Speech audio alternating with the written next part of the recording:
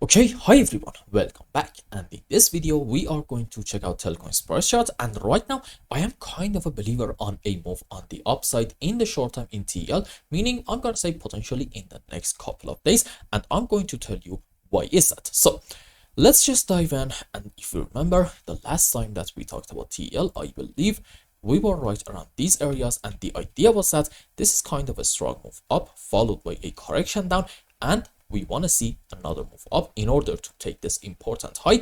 And at that point there's pretty much going to be no shot for us to be able to find a 5 wave in here, meaning this is going to be confirmed as a beautiful looking ABC zigzag, and it indicates that most likely this move up in TL starting from these areas is going to continue possibly for another 10% in order to reach to about 0.48 0.49 of a cent. So what happened? Yes, we absolutely got our move up, and we did reach to about the 0.49 of a cent area. So here's the situation.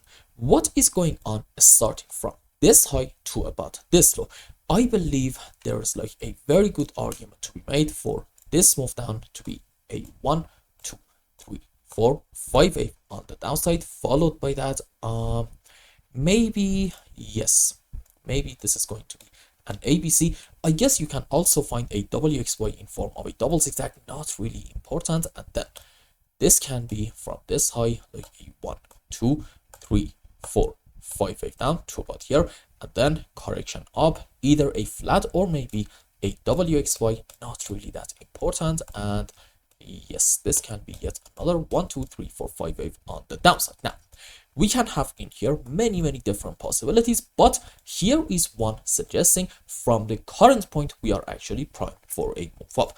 This suggests starting from this high on a higher degree, we're having a wave 1, correction for 2, a strong 5 wave down into wave 3, correction for 4, another 5 down into wave 5. And here's a question. No matter whether we are bullish or bearish, what is going to happen after an impulsive structure on the downside? You know the answer. One way or the other, we are going to have a move up. But here's the thing. I kind of have doubts about this move up being actually a bullish sign. Why is that? Because, well, number one, this is a 5 wave down, and usually, again, this is the key word, usually we are going to have after it a consolidation, a very slow and choppy move on the upside with a lot of overlapping of the waves between our pullbacks down. And then what's going to happen next? Yet another move down in order to take the lowest low down here about, let's say, 0.39 of a cent. And I think we may actually end up going quite a bit lower than that. Do I have some more reasons to think about this scenario more and basically be very patient and careful? Absolutely. And I think we talked about this specifically in the previous update. You see, we said there's a very high chance that we're gonna have a wave 1, correction for 2, another move up into wave 3. I'm gonna say now probably to about here, correction for 4, and yet another move on the upside into wave 5. And on a higher degree, if in TL you want to be bearish, you can absolutely say these are the subwaves for just a simple and beautiful ABC zigzag up. Now, I said right around these areas, what really happens next is the key. If we get a correction structure down followed by yet another move on the upside, you know what, fair enough, that can be an optimistic sign. And specifically we said what you do not want to see is a 1 2 3 4 5. In order to pay attention, this is the key, take these lows down here about, let's say, 0.4 of a cent area. Why? Because that is going to confirm that we are having an ABC zigzag, and unfortunately we did exactly that. So I'm gonna say in TL, at least in the short term, I'm not necessarily identifying optimistic signs. Am I going to be like 100% bearish? The answer is no. Why? Because there is no certainty in any market for me to be 100% either bearish or bullish. No, we are only talking about the possibilities, and based on those, I think I'm comfortable to say that we are going to have a move up, but that move, there's a very high probability that it's going to be just a correction. And what's next? Another strong move down in order to, this time most likely, take the lowest low all the way down here about 0.38 of a cent. And on a higher degree, Okay, I'm not really sure we are going to have this scenario, but it is definitely something worth paying attention to. This might be a wave 1, correction for 2, and then another strong move down into wave 3 and 4 and 5. This can actually happen. I'm not saying right now we should like 100% consider it, but you should definitely have this in the back of your mind. Now, let's just go on some higher time frames and see what is going on in terms of indicators and what do they right now suggest. Okay,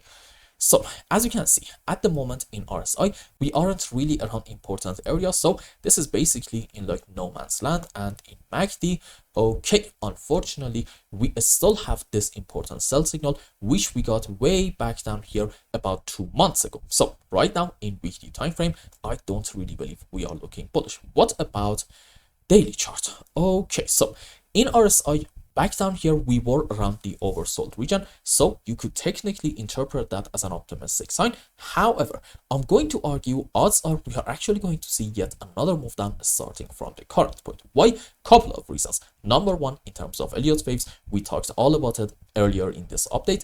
I think everything suggests we're going to go down in that area. Number two, in terms of what is going on in MACD, as you can see, it seems like that we are actually primed for a sell signal, and that will be yet another important bearish signal for you in the short term. And also, I believe there's a very high chance that we're going to do something like this. On the live chart, right now we are having a low, and at the moment we are having a correction structure. And I'm going to say we're going to have yet another move down in order to take this low. And basically, this is going to be a low. The other one is going to be a low. However, in RSI, I'm willing to bet we have already a low in here, but the other one is actually going to be a higher low, and we may end up having a beautiful looking bullish divergence. And at that point, okay, depending on when we are going to get, I'm gonna say maybe a buy signal in MACD and a stock RSI at the same time in at least daily time frame, we can be optimistic and call for a move up. What's the problem with this possibility? Well, what we just talked about is for the next couple of steps ahead. Okay, right now I do not believe that we are looking optimistic in Telcoin, and you should probably count on yet another move down. But before that, if we get something like this, excuse me, I don't really believe that we should be overwhelmingly optimistic. Odds are this is just a correction, and in the short term we should still count, despite this move up, on yet another move down. And I hope I explained everything well and you understood what is going on in Telcoin's price chart. Anyway, if you found any value in my content, I would really appreciate if you like this video and consider subscribing to my channel and follow me on Twitter. And if you want more, maybe you want a complete analysis for your own specific crypto, or maybe you want to learn some decent TA in order to be able to make good money in the markets, you can become a member and ask me anything you want. And until the next update, I hope you have a wonderful time. Goodbye.